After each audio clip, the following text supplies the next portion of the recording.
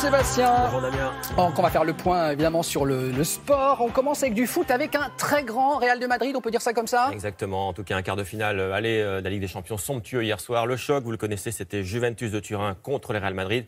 Un Ronaldo tout simplement somptueux, monstrueux. Je manque de superlatifs à force. Du coup, je vais vous montrer les images. Oui, c'est bien, c'est bien. Allez, c'est parti tout de suite avec donc ce choc hier soir. Et le premier but de Ronaldo qui intervient dès la 2e minute. Ici, voilà, donc tout de suite, il montre l'étendue de son talent. Et là, le chef-d'œuvre, le voici, voilà, 63e minute, 2-0 déjà. C'est cadeau, je vous le remontre. Magnifique, 14e but de Ronaldo en Ligue des Champions cette saison. Les Italiens, ils sont KO forcément. Oui. Et Marcello en profite. 3e but du Real hier soir, 71e minute. Victoire donc par 3 buts d'écart. Madrid, on ne va pas se cacher, déjà un pied en demi-finale. Il y avait un autre choc hier soir, on va le voir également. Il opposait Séville au Bayern Munich. Là aussi, victoire à l'extérieur des Allemands. Pourtant, c'est Séville qui ouvre le score ici à la 31e, but de Sarabia.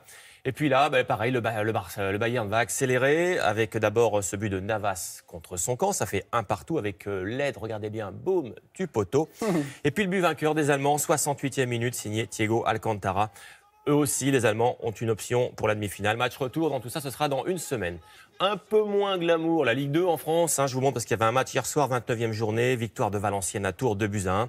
Et c'est Privat qui a ouvert le score pour les nordistes dès la 5e minute. En deuxième période, Ambry a doublé la mise sur cette action, on va dire un petit peu confuse, mais à l'arrivée, ça fait but quand même. Et en fin de match, Deveau va réduire le score sur ce corner pour Tours.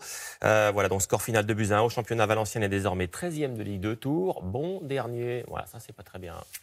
Basket, c'est Monaco qui brille en Europe. Exactement, belle perf également de Monaco hier soir sur la scène européenne. Ligue des Champions, le Monaco qui visait une place dans le Final Four, c'est-à-dire les 4 dernières équipes européennes. Ça s'est bien passé, c'était contre des Turcs. Vous avez fait anglais première langue, vous, oui, première, deuxième, mais troisième. c'est pas trop mal quand même. C'est super bon, j'ai tout compris. Allez, moi aussi, c'est parti pour les images. Avec ce match retour donc devant le Prince Albert, qui a fait anglais première langue lui aussi. Monaco qui jouait en blanc avait 8 points d'avance au match aller, ça c'est pour le pitch. Et hier soir, donc les Monégasques dans leur salle se sont inclinés d'un seul point seulement, 75-74. Première défaite de l'ASM à domicile depuis 2 ans, mais c'est bien Monaco qui jouera le Final Four européen du 4 au 6 mai prochain. Allez, du tennis maintenant, direction Charleston, c'est aux États-Unis. Caroline Garcia, vous la reconnaissez, 7e mondiale, elle s'est qualifiée pour les 8e de finale en battant l'américaine Lepchenko, 72e. Tranquille, 2-7, 6-2, 6-3. Donc c'est bien parti pour la Française. Sur la terre battue, vous avez vu grise du tournoi de Charleston, Roland Garros. C'est dans 2 mois, les ocre là-bas. Du tennis encore avec les retrouvailles de la bande à Noah. Là, ça se passe à Gênes en Italie. Les Français vont jouer à partir de vendredi un quart de finale contre les Italiens en Coupe Davis. Dans ce stade que voici, la sélection française, je vous la redonne. Manarino, Chardy, Herbert, Mahut et Lucas Pouille qu'on voit ici à l'image. Allez, du cyclisme à présent, 2e victoire d'étape en 2 jours dans le Tour du Pays Basque pour ce garçon-là en jaune, Julian Alaphilippe, le Français de l'équipe Quick Step, vainqueur au sprint du Slovène Roglic.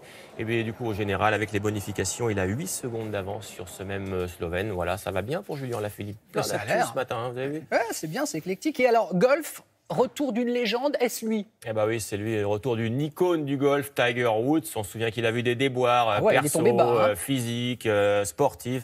Eh bien, figurez-vous qu'il revient. Il revient même au top niveau en image. Voici d'ailleurs un coup qui résume tout ça. Ça se passe à Augusta, en Californie, pour les Masters. Suivez bien la petite balle, Damien, suivez bien. Je suis. Je vous laisse commenter, regardez. Je sens que ça s'approche. On sent le spécialiste, hein. Eh ben voilà, suspense. Non, ça y va directement. Eh ben ça y va directement. Voilà, il n'a plus gagné de Grand Chelem depuis 2008, Tiger Woods.